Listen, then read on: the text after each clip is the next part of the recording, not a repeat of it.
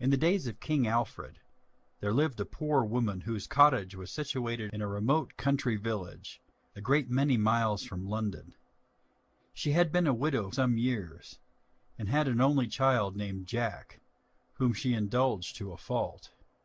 The consequence of her blind partiality was that Jack did not pay the least attention to anything she said, but was indolent, careless, and extravagant. His follies were not owing to a bad disposition, but that his mother never checked him. By degrees she disposed of all she possessed. Scarcely anything remained but a cow. The poor woman one day met Jack with tears in her eyes. Her distress was great, for the first time in her life she could not help reproaching him, saying, "Oh, you wicked child, by your ungrateful course of life you have at last brought me to beggary and ruin. Cruel, cruel boy! I have not money enough to purchase even a bit of bread for another day. Nothing now remains to sell but my poor cow. I am sorry to part with her. It grieves me sadly, but we must not starve." For a few minutes Jack felt a degree of remorse, but it was soon over, and he began teasing his mother to let him sell the cow at the next village, so much that she at last consented. As he was going along, he met a butcher who inquired why he was driving a cow from home. Jack replied he was going to sell it. The butcher held some curious beans in his hat. They were of various colors, and attracted Jack's attention. This did not pass unnoticed by the butcher, who, knowing Jack's easy temper, thought now was the time to take advantage of it, and, determined not to let slip so good an opportunity, asked what was the price of the cow, offering at the same time all the beans in his hat for her. The silly boy could not conceal the pleasure he felt at what he supposed so great an offer. The bargain was struck instantly, and the cow exchanged for a few paltry beans. Jack made the best of his way home, calling aloud to his mother before he reached home, thinking to surprise her. When she saw the beans, and heard Jack's account, her patience quite forsook her. She kicked the beans away in a passion. They flew in all directions. Some were scattered in the garden. Not having anything to eat, they both went supperless to bed. Jack woke early in the morning, and seeing something uncommon from the window of his bedchamber, ran down the stairs into the garden, where he discovered that some of the beans had taken root and sprung up surprisingly. The stalks were of an immense thickness, and had so entwined that they formed a ladder, nearly like a chain in appearance. Looking upward, he could not discern the top. It appeared to be lost in the clouds. He tried it, found it firm, and not to be shaken, he quickly formed the resolution of endeavoring to climb up to the top in order to seek his fortune, and ran to communicate his intention to his mother, not doubting that she would be equally pleased with himself. She declared that he should not go, said it would break her heart if he did, entreated and threatened, but all in vain. Jack set out, and after climbing up some hours, he reached the top of the beanstalk, fatigued and quite exhausted. Looking around, he found himself in a strange country.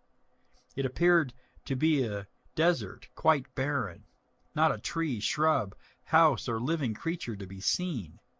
Here and there were scattered fragments of stone, and at unequal distances small heaps of earth were loosely thrown together. Jack seated himself pensively upon a block of stone, and thought of his mother. He reflected with sorrow upon his disobedience in climbing the beanstalk against her will, and concluded that he must die with hunger. However, he walked on, hoping to see a house where he might beg something to eat. Presently a handsome young woman appeared at a distance. As she approached, Jack could not help admiring how beautiful and lively she looked. She was dressed in the most elegant manner, and had a small white wand in her hand, on the top of which was a peacock of pure gold. While Jack was looking with great surprise at the charming female, she came up to him, and with a smile of the most bewitching sweetness, inquired how he came there. Jack related the circumstance of the beanstalk. She asked him if he recollected his father. He replied he did not, and added that there must be some mystery relating to him, because if he asked his mother who his father was, she always burst into tears and appeared violently agitated, nor did she recover herself for some days after. One thing, however, he could not avoid observing upon these occasions, which was that she always carefully avoided answering him, and even seemed afraid of speaking, as if there was some secret connected with his father's history, which she must not disclose. The young woman replied, "I will reveal the whole story. Your mother must not. But before I begin, I require a solemn promise on your part to do what I command. I am a fairy, and if you do not perform exactly what I desire, you will be destroyed." Jack was frightened at her menaces, but promised to fulfill her injunctions exactly, and the fairy thus addressed him. "Your father was a rich man, his disposition remarkably benevolent. He was very good to the poor, and constantly relieving them. He made it a rule to never let a day pass without doing good to some person. On one particular day in the week he kept open house, and invited only those who were reduced and had lived well. He always presided himself, and did all in his power to render his guests comfortable. The rich and the great were not invited. The servants were all happy, and greatly attached to their master and mistress. Your father, though only a private gentleman, was as rich as a prince, and he deserved all he possessed, for he only lived to do good. Such a man was known and talked of. A giant lived a great many miles off. This man was altogether as wicked as your father was good. He was in his heart envious, covetous, and cruel. But he had the art of concealing those vices. He was poor, and wished to enrich himself at any rate. Hearing your father spoken of, he formed the design of becoming acquainted with him, hoping to ingratiate himself into your father's favor. He removed quickly into your neighborhood, caused to be reported that he was a gentleman who had just lost all he possessed by an earthquake, and found it difficult to escape with his life. His wife was with him. Your father gave credit to this story, and pitied him, gave him handsome apartments in his own house, and caused him and his wife to be treated like visitors of consequence, little imagining that the giant was meditating a horrid return for all his favors. Things went on in this way for some time, the giant becoming daily more impatient to put his plan into execution. At last a favorable opportunity presented itself. Your father's house was at some distance from the seashore, but with a glass the coast could be seen distinctly. The giant was one day using the telescope. The wind was very high. He saw a fleet of ships in distress off the rocks. He hastened to your father, mentioning the circumstance, and eagerly requested that he would send all the servants he could spare to relieve the sufferers. Every one was instantly dispatched, except the porter and your nurse. The giant then joined your father in the study, and appeared to be delighted. He really was so. Your father recommended a favorite book, and was handing it down. The giant took the opportunity and stabbed him. He instantly fell down dead. The giant left the body, found the porter and nurse, and presently dispatched them, determined to have no living witnesses of his crimes.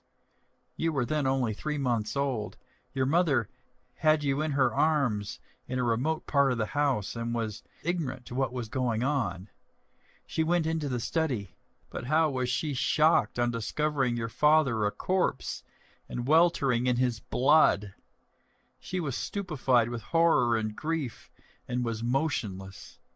The giant, who was seeking her, found her in this state, and hastened to serve her and you as he had done her husband. But she fell at his feet, and in a pathetic manner besought him to spare your life and hers. Remorse for a moment seemed to touch the barbarian's heart. He granted your lives, but first he made her take a most solemn oath, never to inform you of who your father was, or to answer any questions concerning him, assuring her that if she did, he would certainly discover her, and put both of you to death in the most cruel manner. Your mother took you in her arms, and fled as quickly as possible. She was scarcely gone when the giant repented that he had suffered her to escape. He would have pursued her instantly, but he had to provide for his own safety, as it was necessary he should be gone before the servants returned. Having gained your father's confidence, he knew where to find all his treasure. He soon loaded himself and his wife, set the house on fire in several places, and when the servants returned, the house was burned quite down to the ground. Your poor mother, forlorn, abandoned, and forsaken, wandered with you a great many miles from this scene of desolation. Fear added to her haste.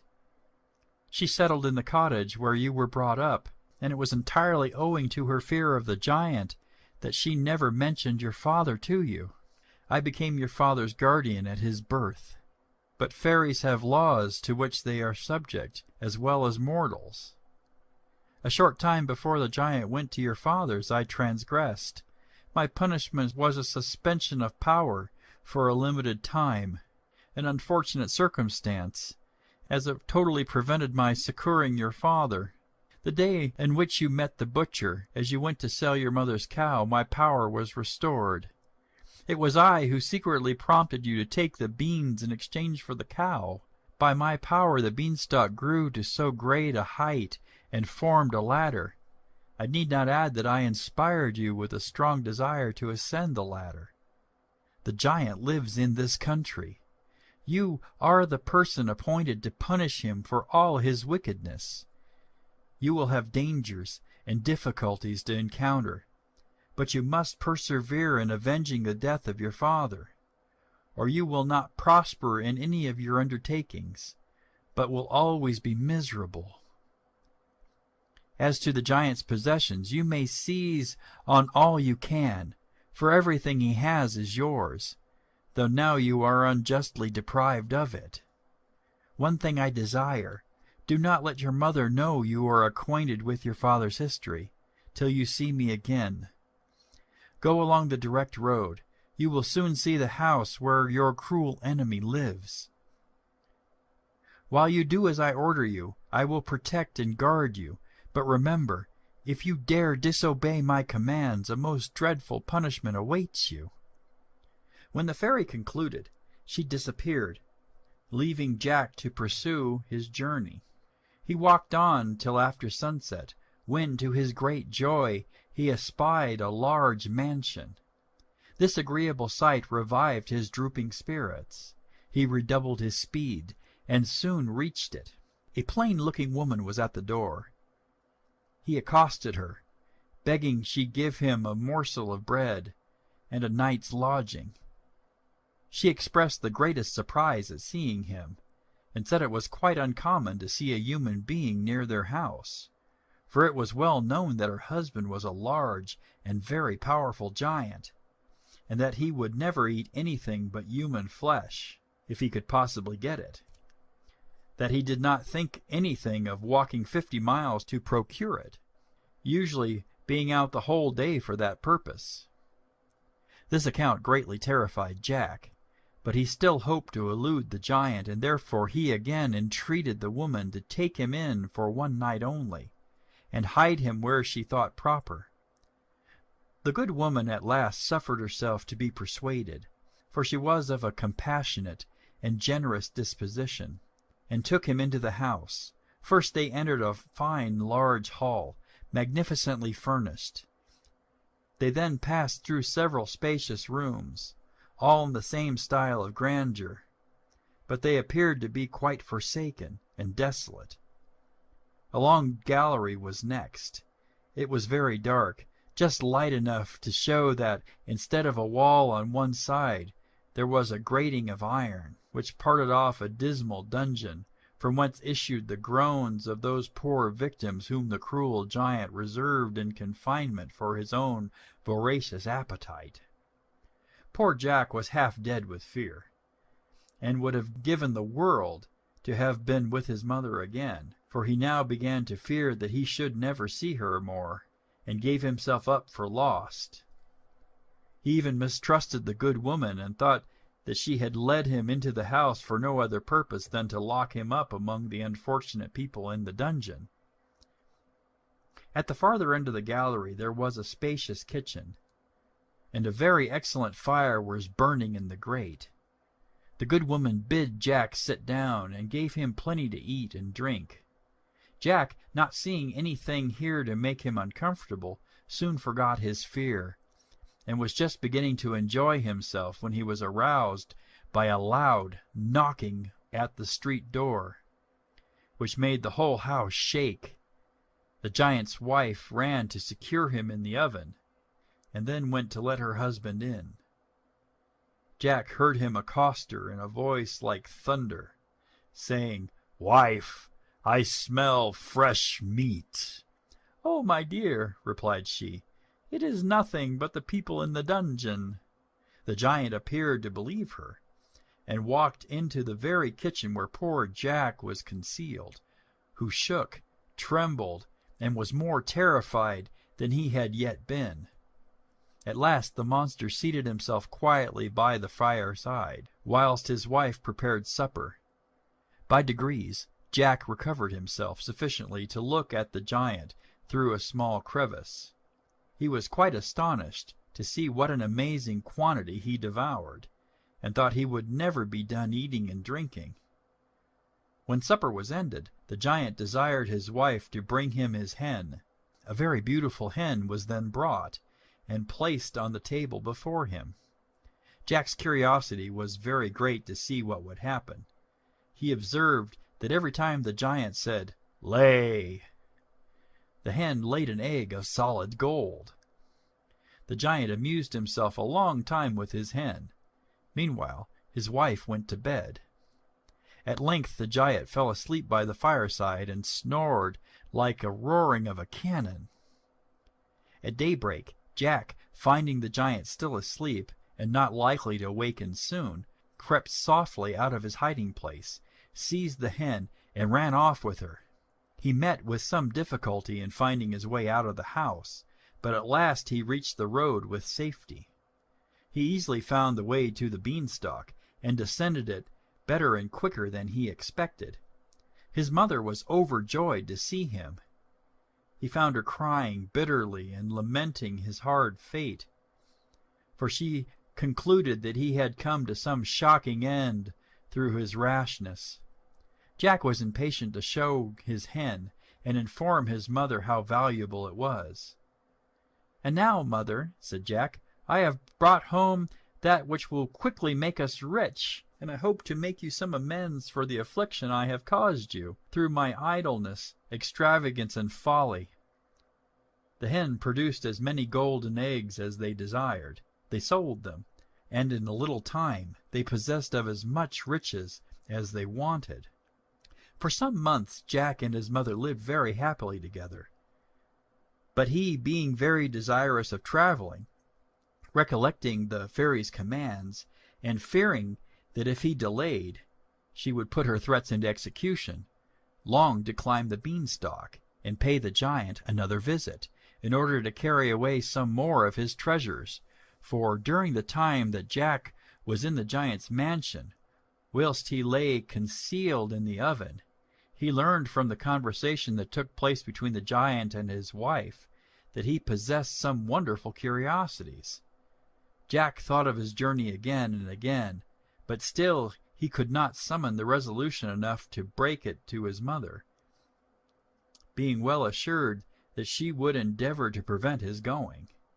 However, one day he told her boldly that he must take a journey up the beanstalk.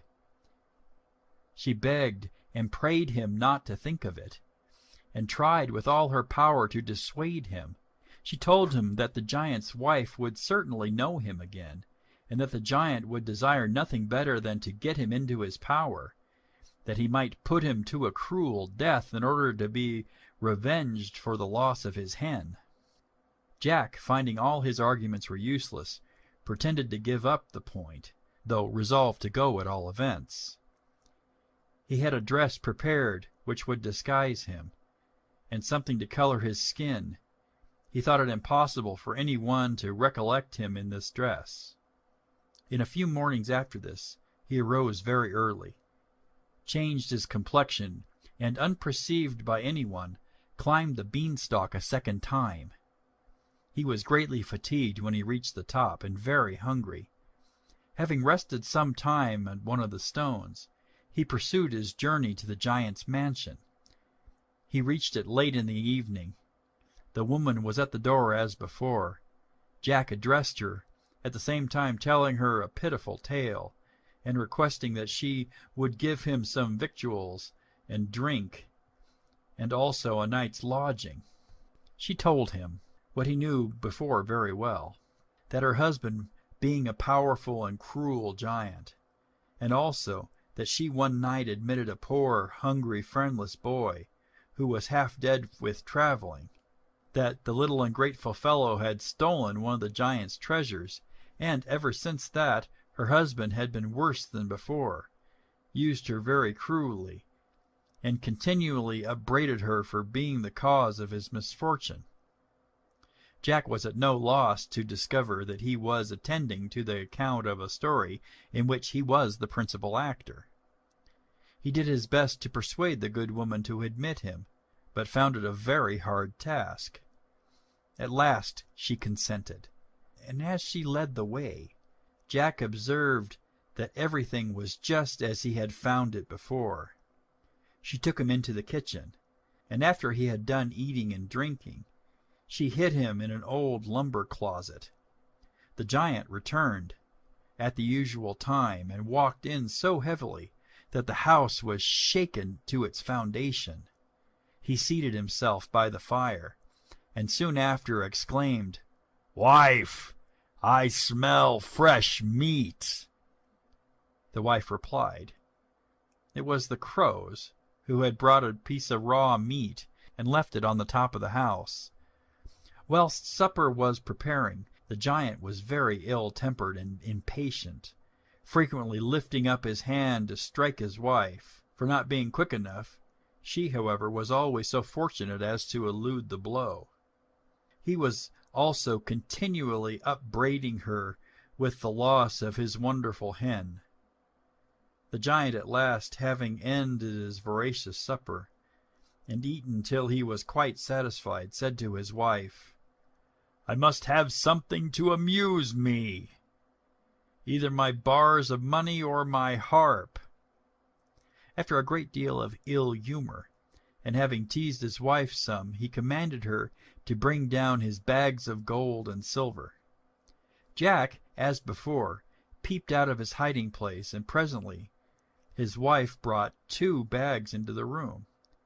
They were of very large size. One was filled with new guineas, and the other with new shillings. They were both placed before the giant, who began reprimanding his poor wife most severely for staying so long. She replied, trembling with fear, that they were so heavy that she could scarcely lift him, and concluded at last that she would never again bring them downstairs, adding that she had nearly fainted owing to their weight. This so exasperated the giant that he raised his hand to strike her. She, however, escaped and went to bed, leaving him to count over his treasure by way of amusement. The giant took his bags, and after turning them over and over to see that they were in the same state as he left them, began to count their contents. First the bag which contained the silver was emptied, and the contents placed upon the table. Jack viewed the glittering heaps with delight, and most heartily wished them in his own possession. The giant, little thinking he was so narrowly watched, reckoned the silver over several times, and then, having satisfied himself that all was safe, put it into the bag again, which he made very secure. The other bag was opened next, and the guineas placed on the table. If Jack was pleased at the sight of the silver, how much more delighted he felt when he saw such a heap of glittering gold. He even had the boldness to think of gaming both bags, but suddenly recollecting himself, he began to fear that the giant would sham sleep, the better to entrap anyone who might be concealed. When the giant had counted over the gold till he was tired, he put it up, if possible, more secure than he had put up the silver before. He then fell back on his chair by the fireside and fell asleep. He snored so loud that Jack compared his noise to the roaring of the sea in the high wind when the tide was coming in. At last Jack concluded him to be asleep, and therefore secure, stole out of his hiding-place and approached the giant in order to carry off the 2 bags of money. But just as he laid his hand upon one of the bags, a little dog, whom he had not perceived before, started from under the giant's chair, and barked at Jack most furiously, who now gave himself up for lost. Fear riveted him to the spot. Instead of endeavoring to escape, he stood still, though expecting his enemy to wake every instant. Contrary, however, to this expectation, the giant continued in a sound sleep, and the dog grew very weary of barking. Jack now began to recollect himself, and on looking around, he saw a large piece of meat. This he threw to the dog, who instantly seized it, took it into the lumber closet, which Jack had just left.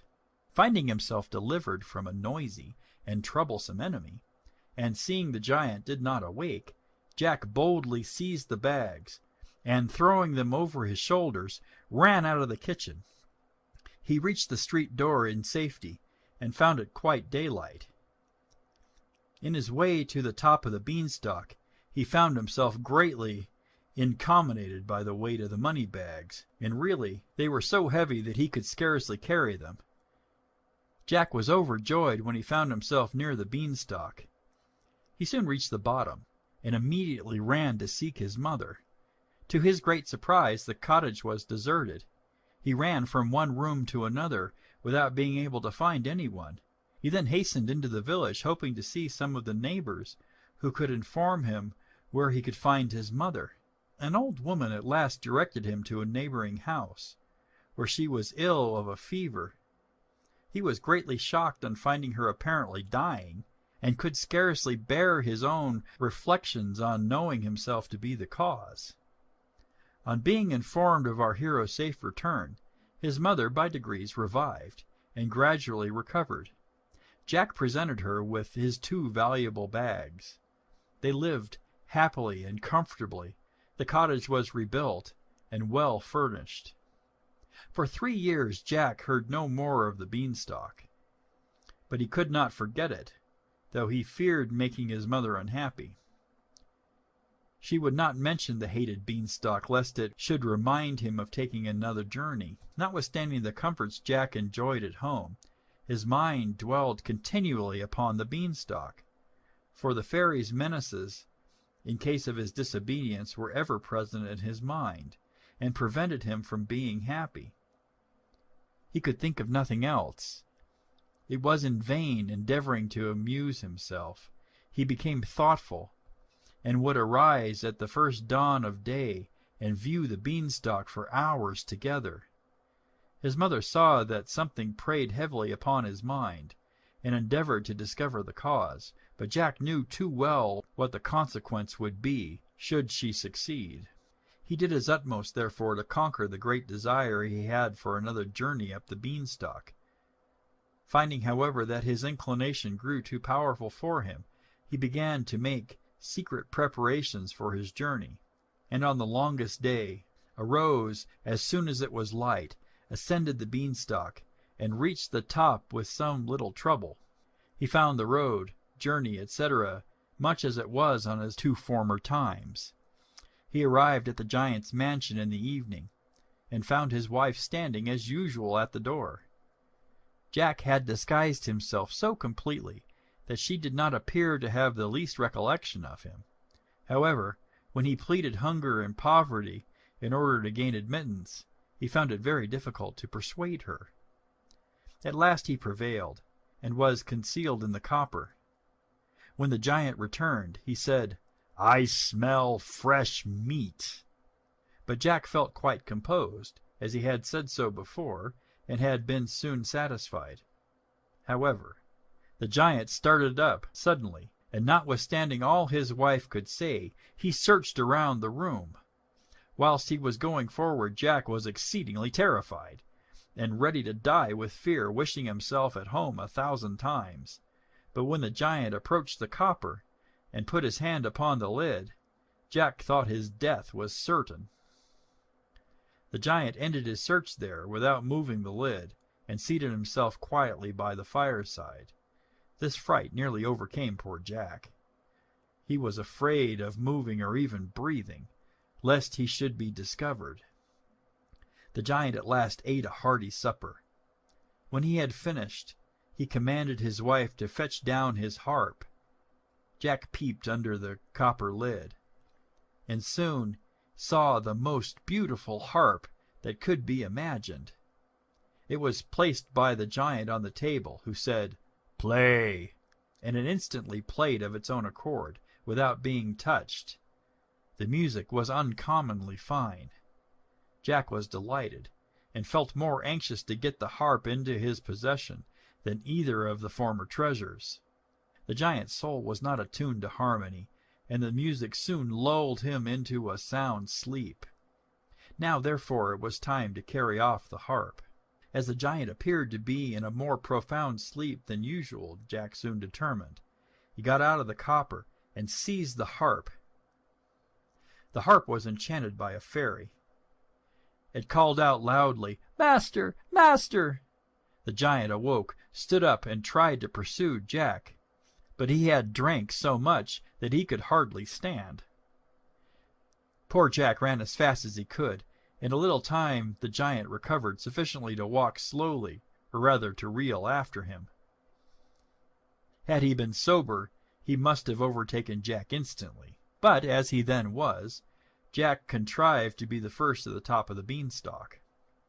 The giant called after him in a voice like thunder, and sometimes was very near him. The moment Jack got down the beanstalk, he called out for a hatchet.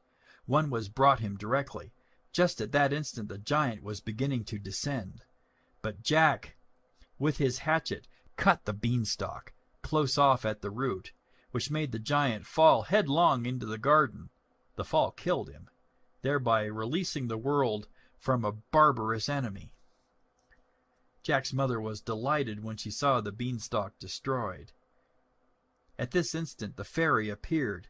She first addressed Jack's mother, and explained every circumstance relating to the journeys up the beanstalk.